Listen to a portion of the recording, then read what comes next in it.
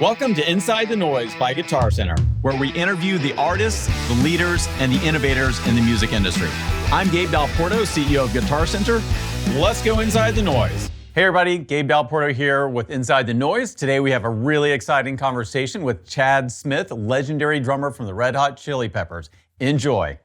I don't swear, but a fuck might slip out here. Go for it. Like not against the rules. Okay. No, I had an F-bomb jar for years, and every time I dropped an F-bomb, I'd have to put $1 in it. Wow. And then a year, I'd donate $500 to charity and move on. Like it had no effect. 500 is not bad for a year. That's pretty good. That's the only ones they heard.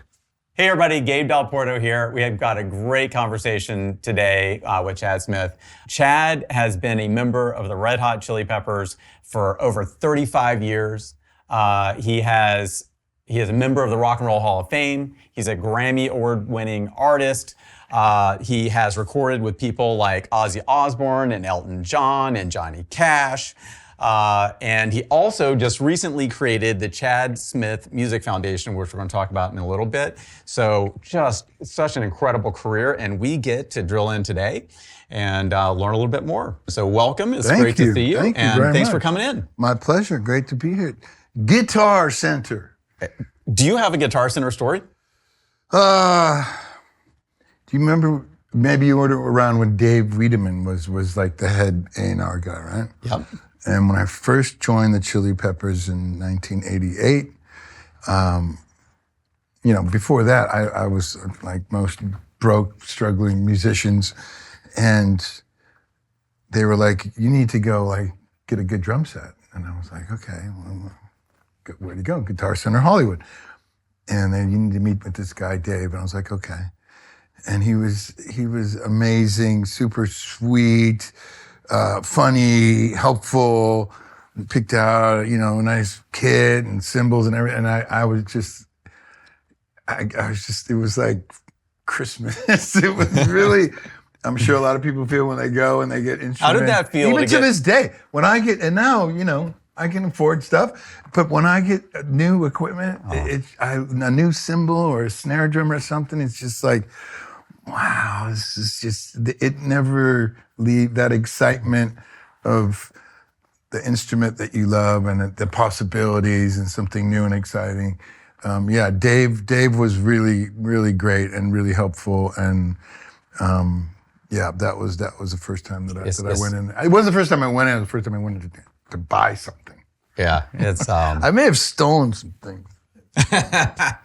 We'll just keep that to ourselves. Yeah, long time ago. But it's kind of like Christmas. Well, look, I'd love to maybe just rewind to the beginning and just ask you, how did you get into music? How did you get into drumming? Well, I grew up outside of Detroit, Michigan, and at 7, when I was a very young boy, it was kind of the somewhat typical pots and pans and hitting stuff. And I had 2 older siblings. My brother played guitar a little bit, and my sister played piano. So there was music in the house. Both my parents loved music, but didn't play. And so I think at that age, it's not like, oh, I want to be in a band or I want to do this. I just like to hit things, pots and pans. And then my father went to the garbage of the Baskin-Robbins ice cream store, right? And he took the tubs that you scoop the ice cream out of and took those out of the garbage. Oh my goodness. Thief, see? That's where it came from. And brought those home and I think put duct tape on them. And then there was a kid's toy thing called Lincoln Logs that you would try to build. Oh, yeah. Abraham they had Lincoln's. a long one. Yeah, those are my sticks. So I had only the finest equipment at the beginning. And I'm playing, and I'm like, oh, wow, this is cool. And they look like drums. And I think I tore through those pretty quick. And so it just kind of was a natural progression. I loved music early on. And I just kind of had this thing for drums. And I never took any private lessons, but I played, took there was the teacher in school, in grade school, in public school, and in high school, and he kind of could play everything a little bit, you know, and so that's why I learned to read drum music, drum notation, and being in school bands, and then once I got into high school, I played sports and other things up until then, but by the time I was in 10th grade, like 15, I was like, I'm not the best goalie in the world, and my curveball sucks, and I think I'm gonna stick to this. I wanted the drums, I wanted the, drug, sex, and rock and roll. Like even at 15, girls, I played with guys that were older than me, they were seniors. And it was exciting, and I loved bands like Led Zeppelin and Jimi Hendrix and David Bowie and Queen and The Who, mostly a lot of English kind of hard blues rock bands from that era, the late 60s, early 70s, Pink Floyd, and my brother had a pretty healthy record collection, and he was pretty influential. So I started playing in bands, and I just loved it. Still do. How did you, when did you start developing your own unique style and sound? Well, that's a good question. I think, so those bands I was talking about, those drummers, like the drummer from Deep Purple, Ian Pace, and Mitch Mitchell, of course, John Bonham and Bill Ward from Black Sabbath, and Ginger Baker and Keith Moon. Those drummers had their own very unique style and sound and personality on their instrument, and I really loved that music. And I think subconsciously I would try to emulate. You put the headphones on, you're down in the basement. We all have basements in the Midwest. And my mother would leave Presumably to go you're not shopping. still on the Baskin-Robbins drums. I'm off the Baskin-Robbins by 15, yeah. And you shovel enough snow and mow enough lawns, you can get it out of like a recycler thing, And my parents were always very supportive, and they're like, we'll give you get, $80, we'll give you the other $80. And I bought a Slingerland gold sparkle kit. Slingerland. Yeah. They're just coming back. They're coming back, and they're great. I actually have one. Don Lombardi at DW is making them. They bought them from Gibson, and they're great. They're doing a great job. So I had that kit. That was my first real kit, and it was wow. So anyway, I would play to all those records, all the Zeppelins and the Sabbaths, and then by 16 I got into Rush and Police and U2. But I think, growing up in Michigan, Motown obviously was, especially in my early, when I was 9 and 10, Motown was the music was everywhere, very prevalent on the radio. I think some of that probably seeped in. But I like I said, I liked that type of rock music. That was kind of that was my wheelhouse. But those drummers had this kind of swingy, jazzy background, like a Mitch Mitchell, and even Ginger Baker, maybe not so much with Cream, but he comes from a jazz background. And they have this inherent swing to the feel of the way that they approached their instrument and the music that they played. And I think that was part of kind of got into how I played. And then I like funk music by the time I was Sly and the Family Stone, obviously early 70s, all that stuff, and bands like Rare Earth and New Orleans, like the Meters, and so James Brown was big because those drummers Clyde Stubberfield and Chapel, those guys wrote the book, and Bernard Purdy, who played with Aretha Franklin, lots of others, but famously in his shuffle. So it all kind of seeped in, and then really I don't think, I played lots of other bands, but when I joined the Chili Peppers, they had this aesthetic at that time. It was kind of a funk meets kind of aggressive, they had a lot of punk rock influence, but also rap. Anthony was rapping a lot back then.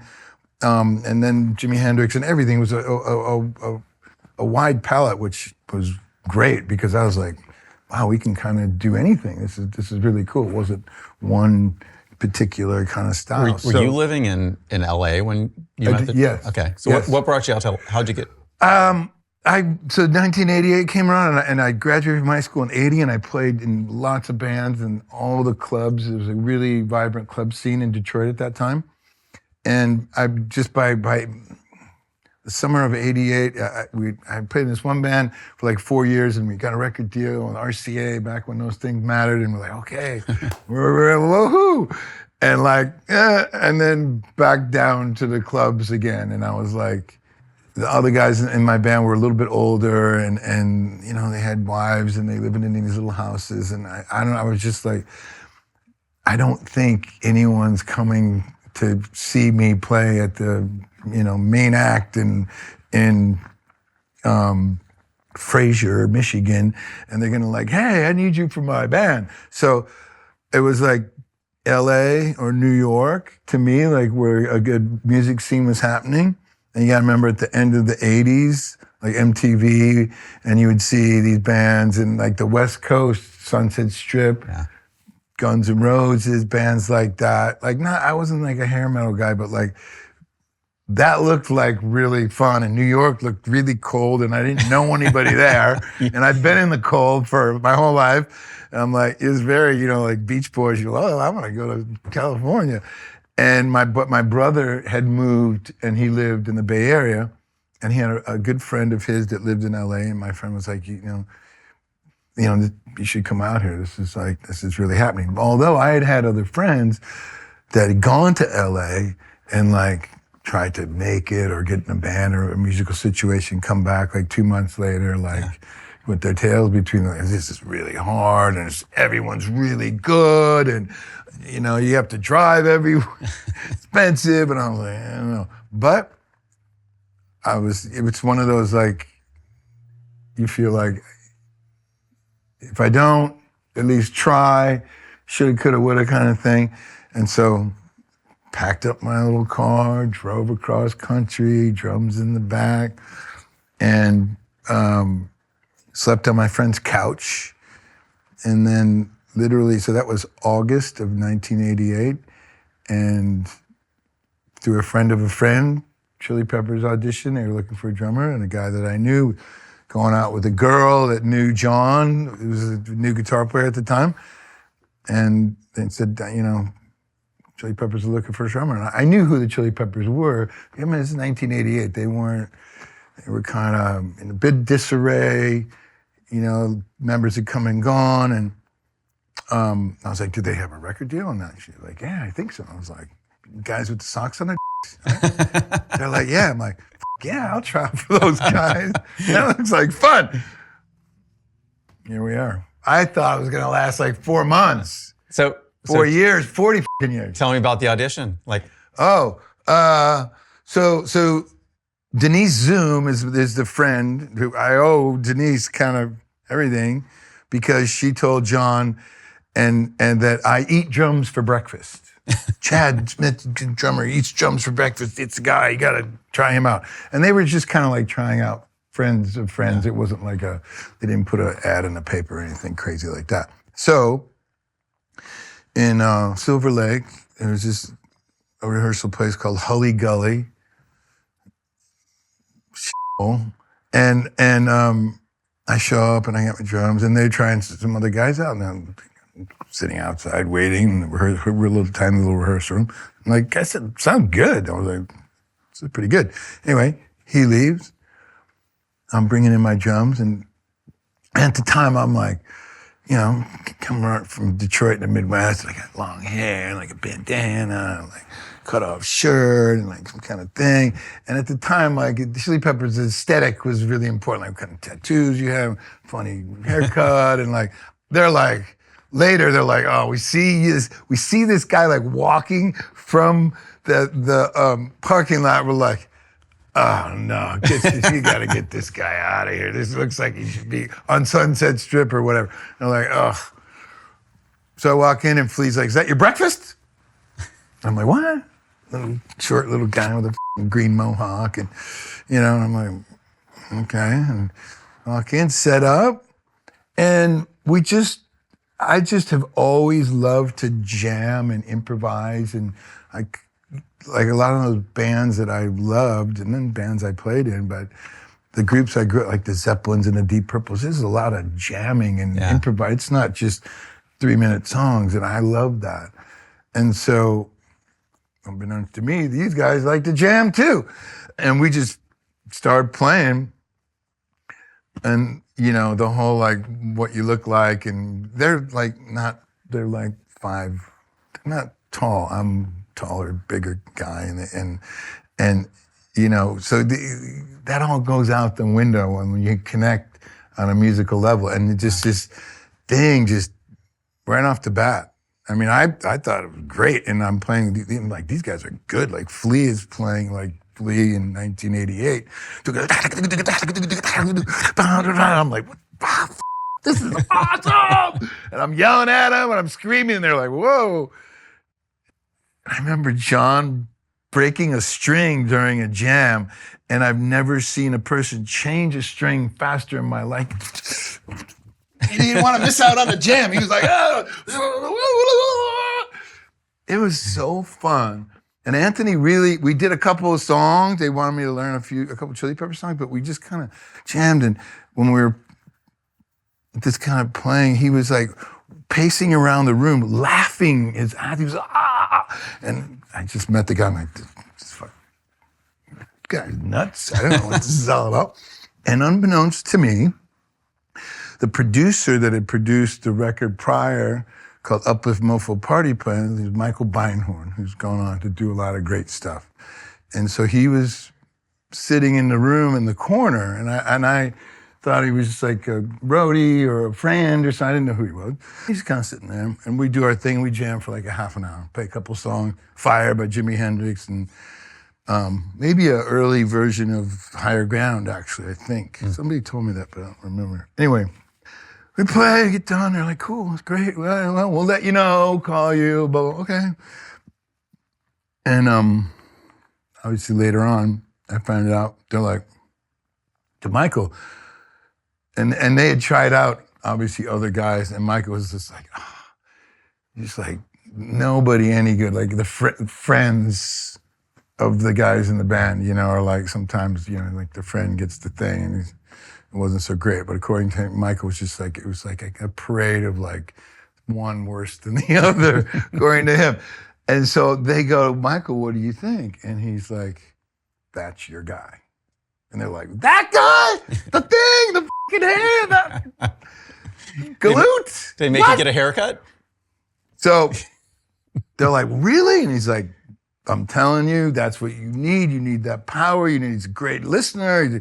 Don't worry about all the other things. Don't, blah, blah, blah. Because the Chili Peppers were a very close-knit, like, they knew each other from high school. And it wasn't like a put-together band. It was very organic. Friends first. Flea actually picked up the bass because Hillel, the original guitar player, was like, I want my friend in the band. And Flea was a trumpet player. That's amazing. Yeah, he played trumpet and still does, but like that was his first instrument. He wasn't like, he was more of a jazz guy. And then punk rock came around. Anyway, Hillel was like, I want you to learn the bass. And like 2 weeks later, he's playing a gig at like the Starwood or something. So as far as rock and roll, he kind of came in a little bit later than some of the other ones. But it was the Chili Peppers were it was a very close-knit thing, so I think it was hard for them to like imagine being in a band with some random guy from the Midwest. But Michael's like, I'm telling you that's your guy. So I get a message a couple days later, and this is how long ago it was, on the answering machine. It's like, yeah, hey, it's Flea and Anthony. Yeah, we want to come back. I want you to come back and play, and we want you to be in the band, but you have to shave your head.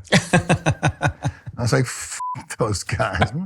I've been cultivating my Midwestern sort of melody, whatever that is.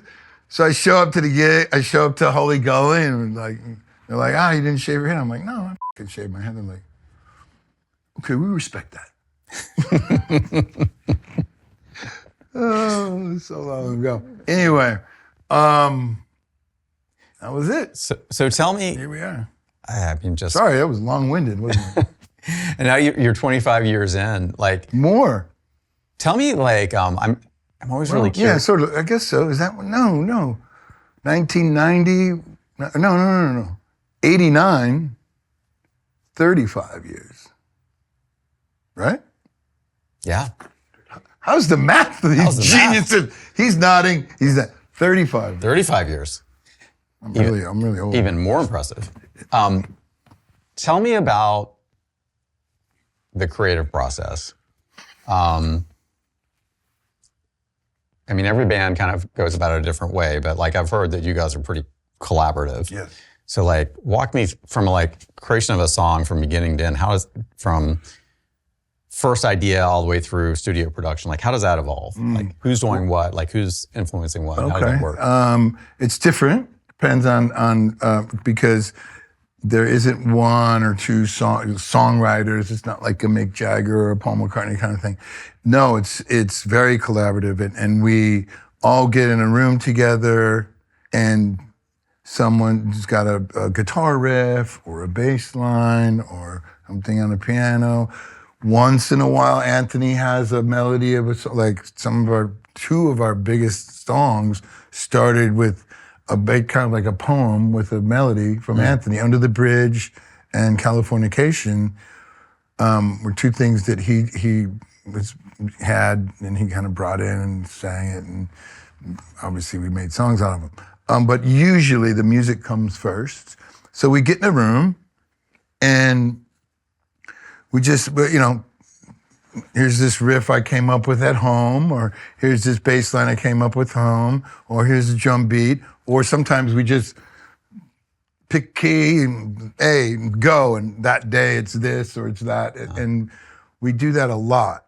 And we've gotten better over the years of like, and we kind of know each other so well now that it's like, you can tell when like, that's good, or that feels good, or sometimes you'll jam and it's just a jam and it's like, man, it didn't go anywhere. And so, but now we'll come up with something, and if there's a good part, we'll try to come up with another part. Mm-hmm. Not necessarily thinking verse, chorus, or anything like that. Just like, let's see if we can get two parts to go together. And then you're starting to like write a song.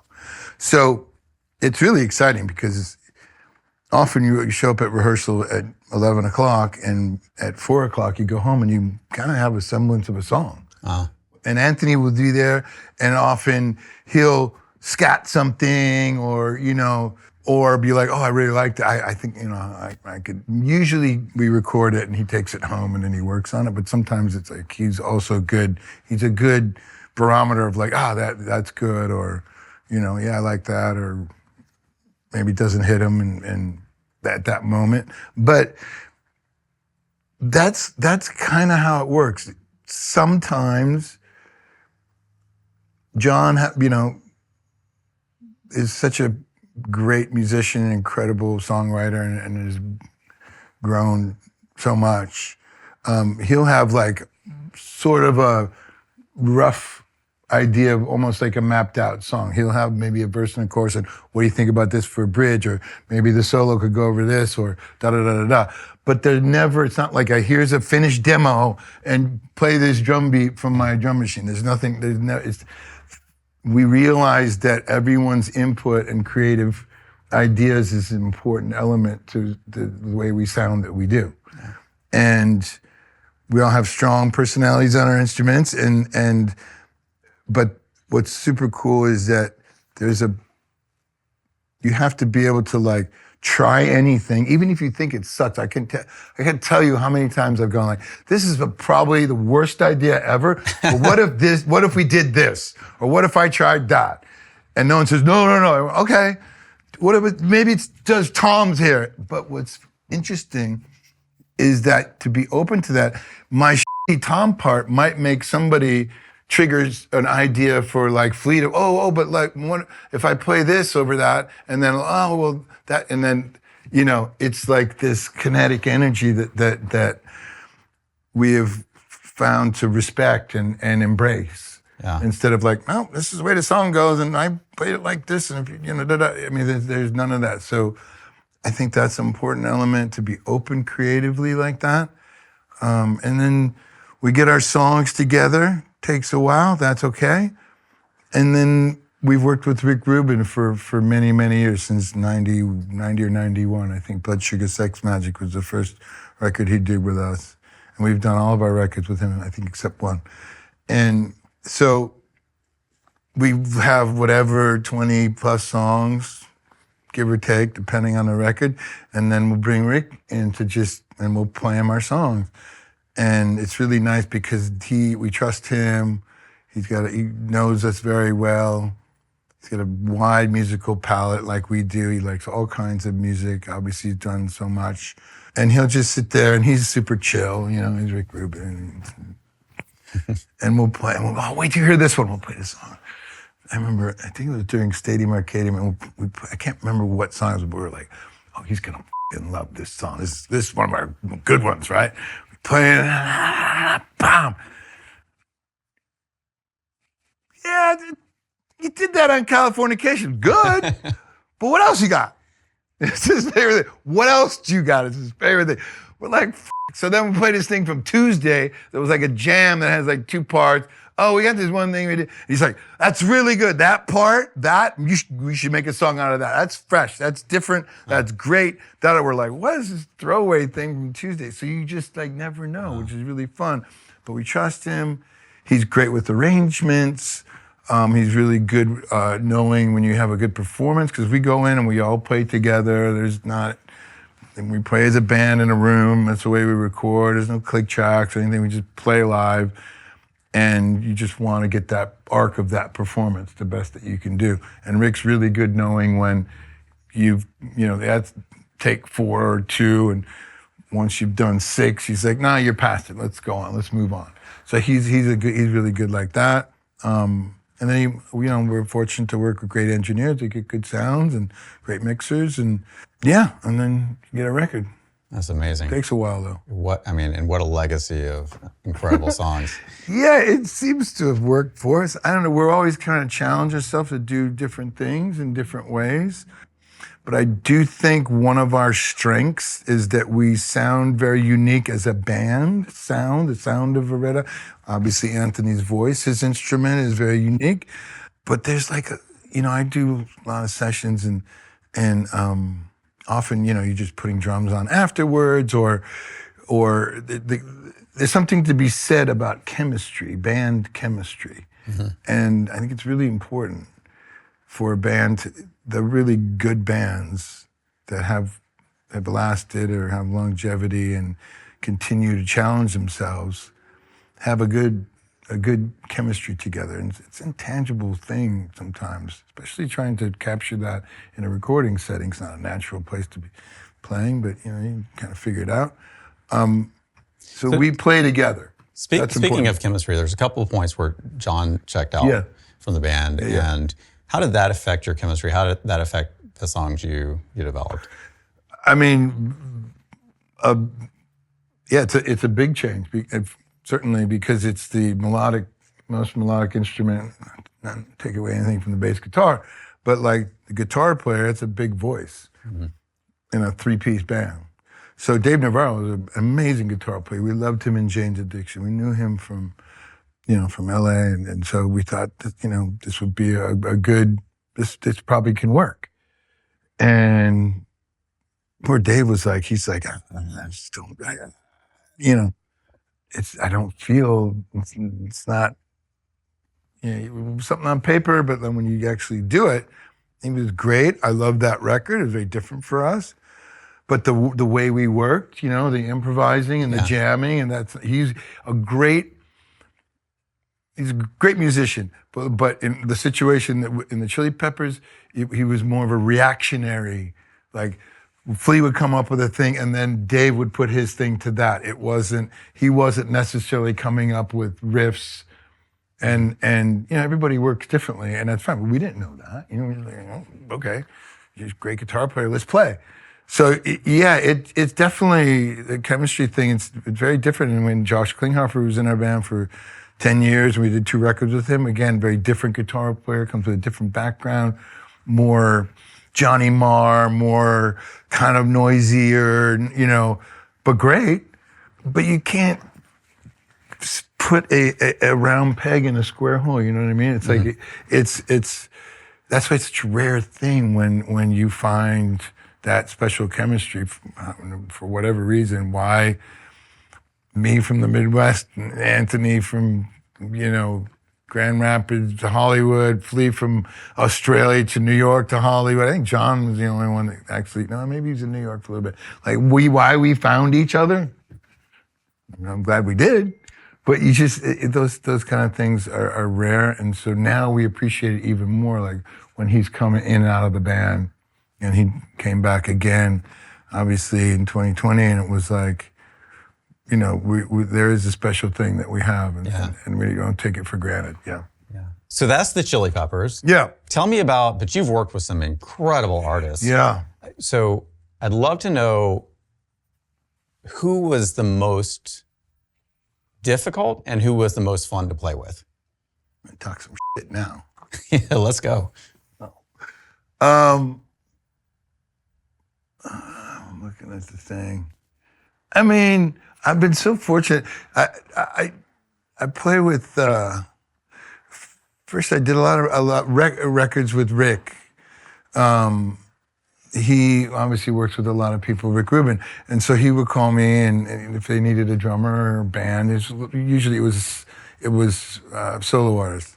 So people like the Dixie Chicks or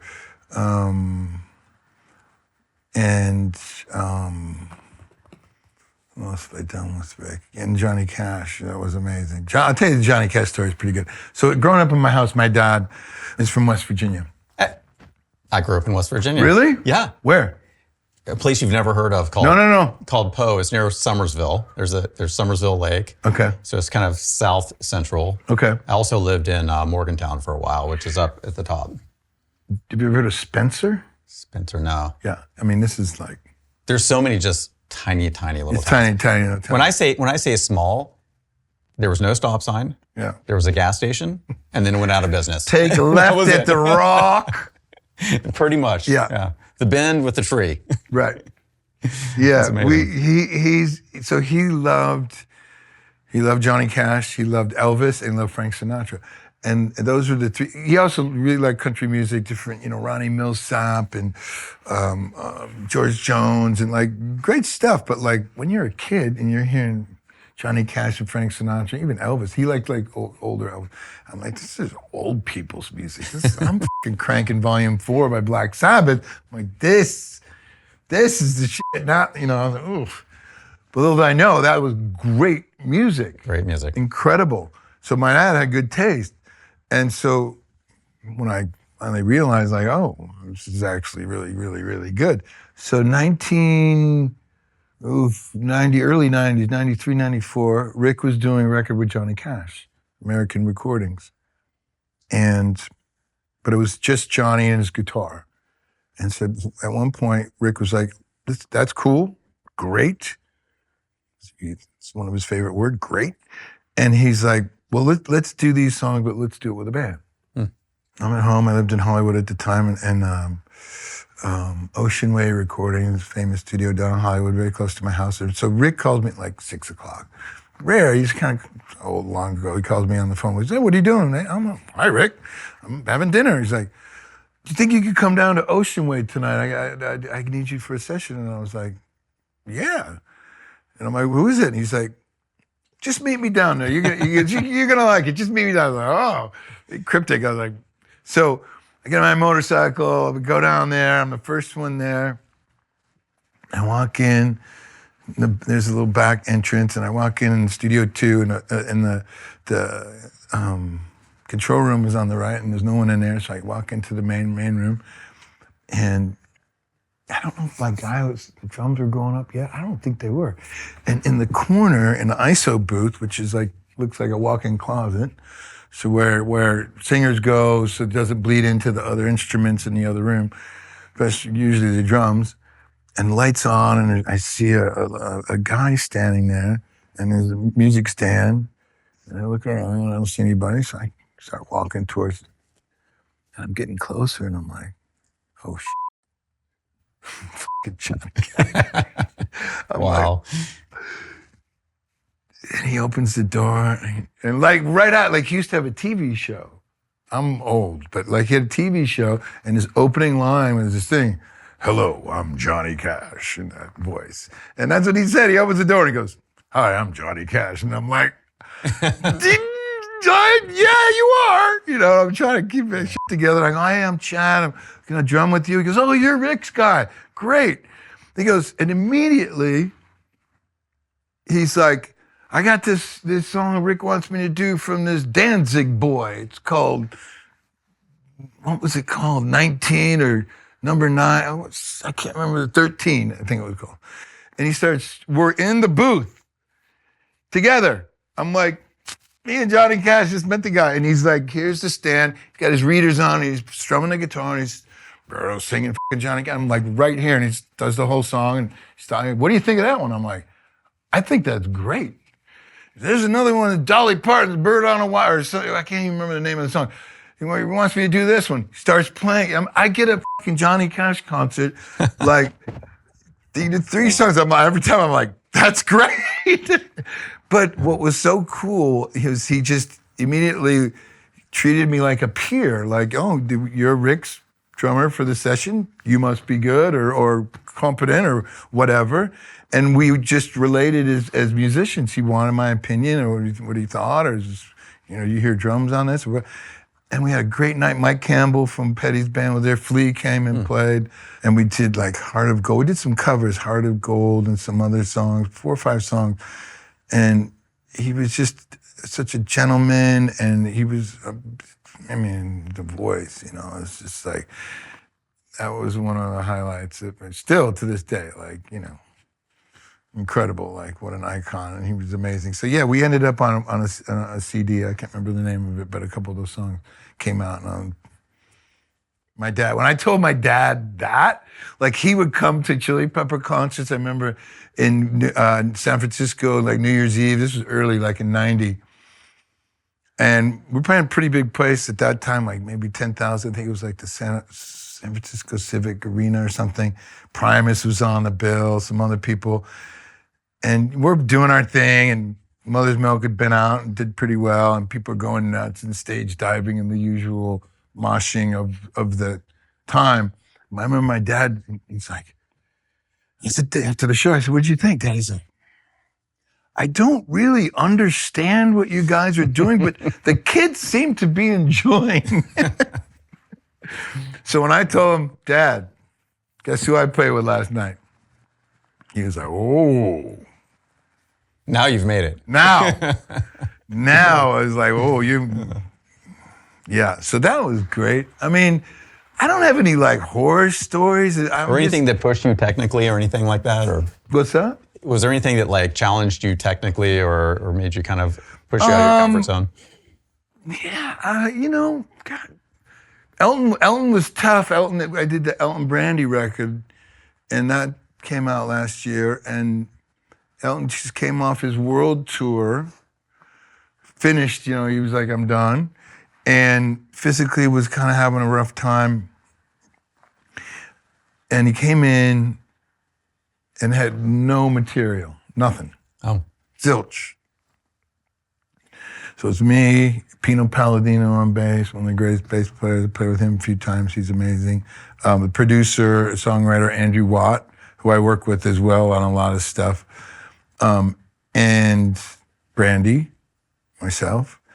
And so we're in there, and Elton originally said, like, "I want to do it kind of like the old days, and everybody get together and we'll write a song and then we'll play it as a band."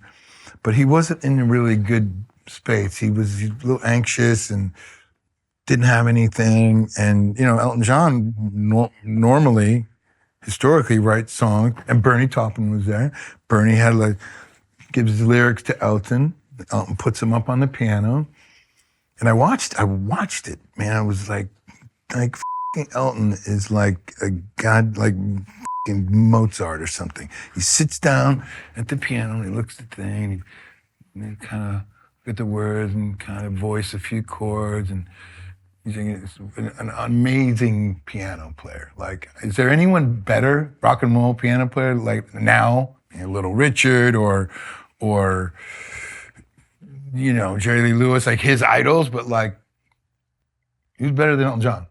And who's more identifiable and like the sound and like those are piano, besides Saturday Night's All Right for Fighting, those are piano rock songs and pop songs. So he's doing it, he's looking at the fucking lyrics and then he'll go to the next one. And finally he'll like, you kind of hear, he's like, oh, and then he'll be humming along.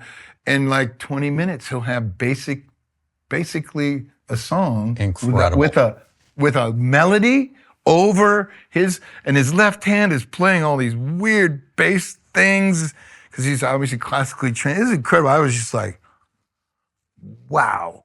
So and then he's like, okay, I think I got an idea. And then Andrew would come in and they'd work on it a little bit and then he'd bring the band in. And so we tried playing it, you know, just come up with rock and roll. It wasn't anything too technically difficult, but we were playing and he doesn't have a lot of patience. At least in the creative process, like he kind of knows what he wants. If he doesn't hear it right away, he's like, nope, wrong. And he's looking. Poor Pino had like a bass chart out of like G, B flat, D, F minor, C, R, whatever, all the crazy notes, not normal like, you know, whatever root notes. But Pino is Pino, he can play anything. And so he's playing them and we're working out this one song at the beginning of one of the sessions. And we got, you know, halfway through the verse and Pino played what he thought was right and Elton stopped and was like, nope, wrong note. You know, it says C flat, and I think because Elton had just written it, he like, you know, it wasn't ingrained. He just kind of went for what he thought, and it didn't match what he was doing. Okay, Pino, do it again, but I get a little farther up. Wrong note. So he's like, F it, I'll just play it myself. So he's playing it along, and so we all kind of leave. But when you play by yourself, a whole song, like time can get a little, you know, it's not like, it doesn't have to be metronome, it's just rock and roll, but so we tried to put the music to it afterwards and it just didn't feel right. So from now on, when Elton came up with a song, I was basically the click track. I just kept time on the hi-hat. And one time I was going really good. I started playing a beat. He goes, "No fills." So I'm going to shift gears here a little bit. That's such a great story. It was great, but it worked out. We wrote 12 songs and recorded them all in 20 days. Wow! And Brandy was amazing, and it all worked out. But at the beginning of the process, it was a little tense. So tell me about. I love Elton. You know, Elton, I love you. You know I love you, but you would say you know what I'm talking about. Last question, or actually just topic. I'd love to hear about your music foundation. Tell me why you created it, what's important to you, and like what you hope to give back to the world. Chad Smith Foundation. Yeah, it's we just launched it this year in August, and it's based around music and music education and getting kids to play and we've created so far 2 scholarships in my mother and father's name. One at the University of Minnesota, where they both graduated from, where I was born in Minnesota, and then at the University of Michigan, which is my connection to Michigan. And these scholarships will get a student that needs not only financial help, but comes from an area that like they wouldn't have that opportunity normally to be able to go all the way through school with music and art. But I think it's going to be mostly music. It doesn't have to be a drummer. It doesn't have to be performance. It could be production, writing, anything in the music field that someone really wants to, have that exposure, have that inspiration, need a little help, happy to do it. The schools have been great. I got to go play halftime football show at the University of Minnesota. They did Chili Pepper halftime. Like half a Give It Away, and half a Can't Stop It, half a and now the Grammy Award winning Snowed. And it was 300 in the band. It's like insane. I'm trying to play the drums to this. Really fun. They were great. And Michigan, of course, one of the top music programs in the country, their music program. So we've partnered, and from that springboards other situations where you can get equipment, gear, guitar centers, or we're working with the Boys and Girls Club. We're working with Live Nation. We're obviously our group is connected with them. Anything to be able to, inspire a young person that wants to play music, that wants to do that for their career, and we're going to help make that happen. We really want to help educators. I think we need a lot. I think that we're finding, and working with NAM as well, and finding that that's like a lot of kids want to do it. There's places to do it. There's gear. And through my connections with gear, my brother's involved, and he was with Hal Leonard Music Publishing for 30 years. He has a lot of connections. People have been very generous with what kind of gear, what do you need?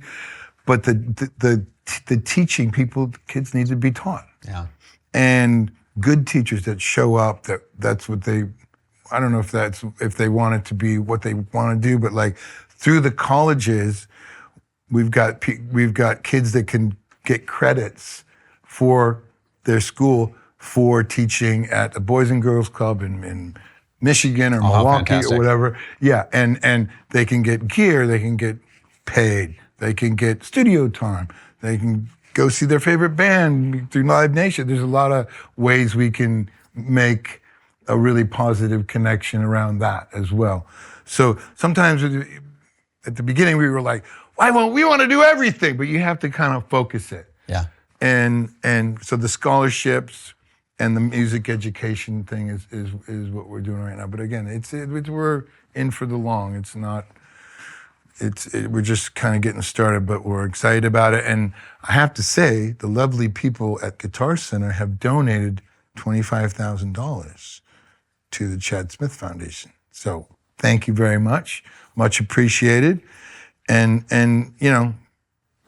onwards and upwards. Well, we are very happy to contribute. Thank you. And honestly, that means a lot. We're very appreciative that you are, really contributing to the future of music. I mean, it's my pleasure. My pleasure. If you can give back, I'm lucky to be in a position that I lend my name and time and energy to these things, and it seems to be helpful. And I think I think you kind of have to. You should do that if you're able to. And at this point, it's like, why not? If I can inspire one person to pick up the drums or start a band or pick up a guitar, or, and it's just the best. And it's been so great for me in my life. It's unbelievable. I love it. And if you love it, you're going to want to do it. So we want to find the people that are really passionate about it. And I think it's going to be really helpful. Yeah, I mean, at a minimum, you help someone achieve a lifelong passion and love of music, and maybe you're help finding the next Paul McCartney. You never know. You never know. The next, who knows? And maybe they just needed a little jump start and a little help and a place to do it with the right people. Absolutely, yeah. Because arts and music is the first thing that gets cut out of. It is terrible. As we know, programs. I'm doing something in LA in February at the school, and they buy new shoulder pads for the football team, but you can't get a snare drum for the marching band. It's crazy to me. And I would have not graduated from high school. My public high school in Michigan had a marching band, a concert band, a symphonic band, if you went up to that level, a jazz band, and a music theory class in a Detroit public school in 1980. So if I didn't have those, I'd say I wasn't that academic in science and math and weren't really my forte at that point. I knew what I wanted to do, but a lot of those programs are gone. So we'll try to help. Well, thank you for helping, and thank you for joining. What a great conversation. We didn't get to talk very much. I did a lot of talking. God, Chad Smith is windy. You have great stories. Thank you for that. My pleasure. It's been fantastic. Thank you all for joining. This has been an amazing conversation with Chad Smith. I learned so much about your history, about some interesting characters in the music industry, and also how we can really help music and music education and get more and more young people into music. So thank you for, first of all, bringing amazing music to me, because I love the Chili Peppers. Oh, thank you. You may not know that. Thank you. But also, You have excellent taste. I could tell. You seem like I have the best taste. Smart, powerful, handsome, great guy with taste. Debatable, but thank you so much for that. He's like, oh my God. Eye rolls. All right. Thank you all for joining. Well, that was pretty amazing. Huge thank you to Chad for joining us.